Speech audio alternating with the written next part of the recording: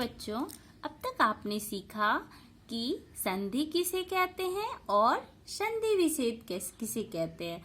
आप सबों ने यह भी जाना कि संधि के कितने भेद होते हैं। तो हमने बताया है कितने भेद होते हैं, 3 भेद होते हैं। कितने भेद होते हैं? 3 भेद। तो संधि के 3 भेद होते हैं। कौन कौन से? स्वर संधि, व्यंजन संधि और विसर्ग संधि।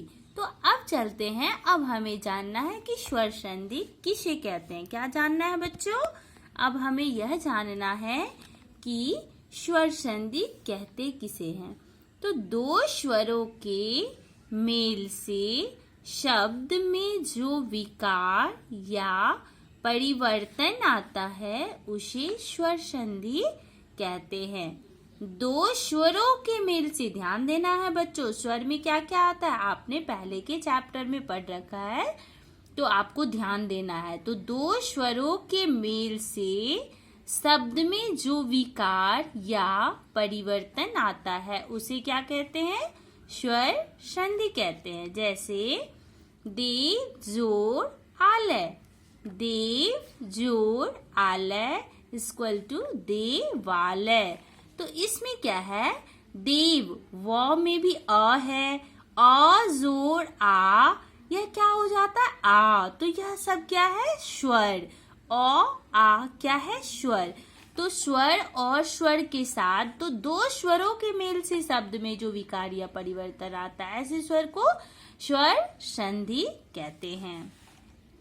नेक्स्ट आते हैं व्यंजन संधि की ओर।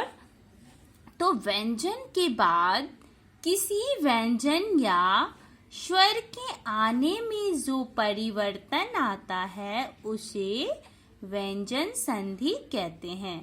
किसे कहते हैं? व्यंजन के बाद किसी व्यंजन या स्वर के आने में जो परिवर्तन आता है उसे व्यंजन संधि कहते हैं। जैसे व्यंजन जोड़ स्वर, व्यंजन जोड़ व्यंजन, स्वर जोड़ व्यंजन। अर्थात हमें कोई भी ऐसा संधि लेना है जिसको हम अलग करेंगे, जब उसका विच्छेद करेंगे तो शब्दों के अंत में व्यंजन के साथ स्वर का आना है, व्यंजन के साथ व्यंजन का आना है, या फिर स्वर के साथ व्यंजन। जैसे हमने कुछ उदाहरण यहाँ पे लिखा है, जगत जोड़ ईस इक्वल टू जगदीश।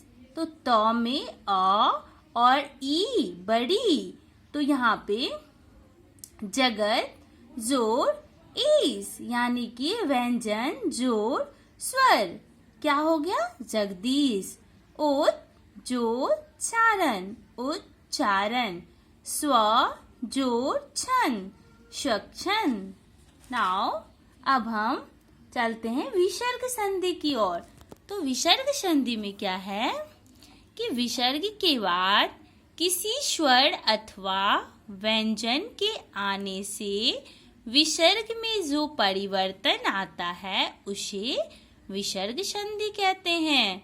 विसर्ग के पश्चात किसी स्वर अथवा व्यंजन के आने से विसर्ग में जो परिवर्तन आता है उसे विसर्ग संधि कहते हैं। जैसे नमः जोड़ ते, नमस्ते। दुह जोड़ साहस, दुस्साहस। निह जोड़ पाप, निष्पाप। मनः जोड़ रथ, मनोरथ। दुह जोड़ बल, दुर्बल। तो आप सबों को ध्यान से इसे फिर से समझना है।